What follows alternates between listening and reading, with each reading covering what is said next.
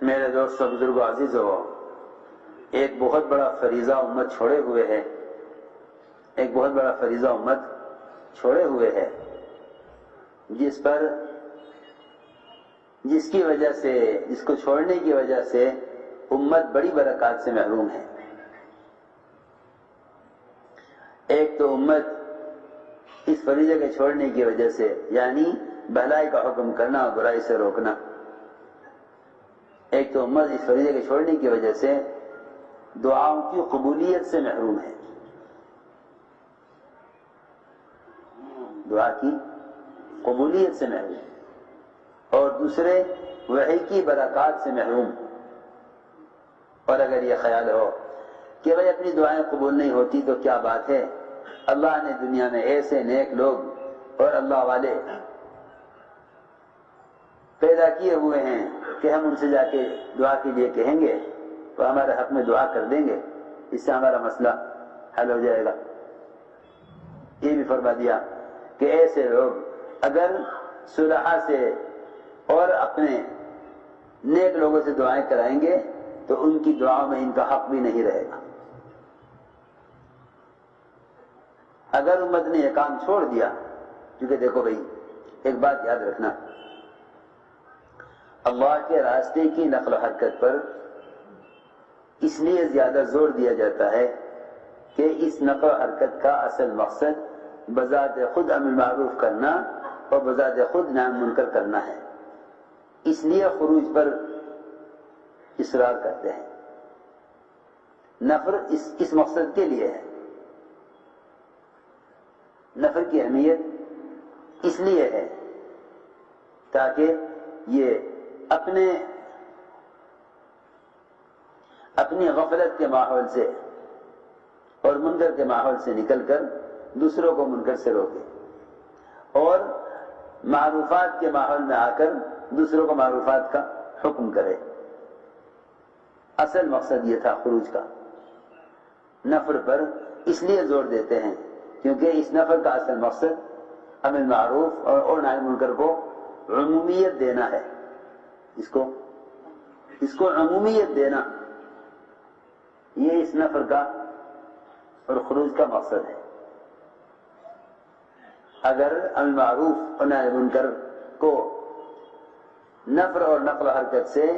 الگ کر دیا گیا تو محض تحریروں سے اور تقریروں سے ہی امر معروف ہوتا رہے گا۔ اس کے لیے اپنے جان و مال کو کھپانا اور اس راستے کی اذیتوں کو انبیاء اور صحابہ کی طرح برداشت کرنے کا رواج ختم ہو جائے گا، گویا محض نشر و اشاعت پر امر معروف آ جائے گا۔ دوسری وجہ یہ بھی ہے امت کے اس فریضے کو چھوڑنے کی کہ لوگ بھلائی کا حکم کر کے یا برائی سے روک کر دوسروں سے برا بننا نہیں چاہتے، کیونکہ اس زمانے میں ایک مزاج یہ بھی ہے کہ بھئی اعداء دین سے بھی سمجھوتا کر کے رکھو، اعداء دین سے بھی سمجھوتا کر کے رکھو، یہ اس زمانے کا مزاج ہے۔ کیوں؟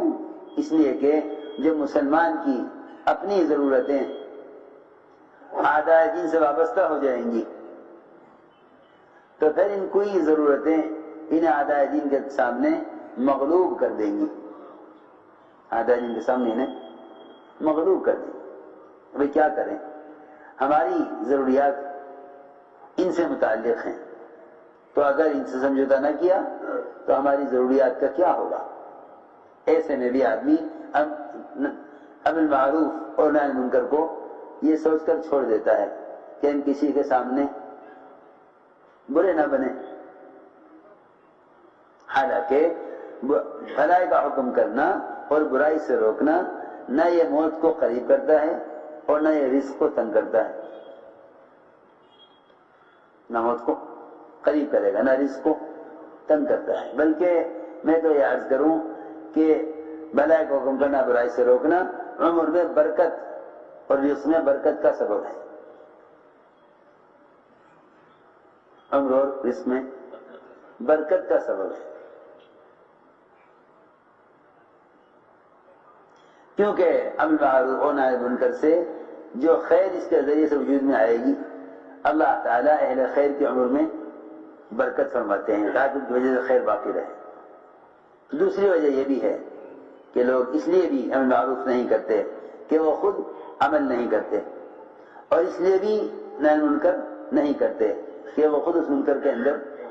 مبتلا ہیں، حالانکہ منکر کرنے والے کو بھی منکر سے روکنے کا حکم ہے، اور معروفات کے نہ کرنے والے کو بھی معروفات سے کرنے کا حکم ہے۔ مروا بالمعروف ولو لم تأتمروا، بھلائی کا حکم کرتے رہو اگر تم عمل نہ کرتے ہو۔ ابو درداء رضی اللہ عنہ یہ فرماتے ہیں کہ میں ایسی بات کا حکم کرتا ہوں جس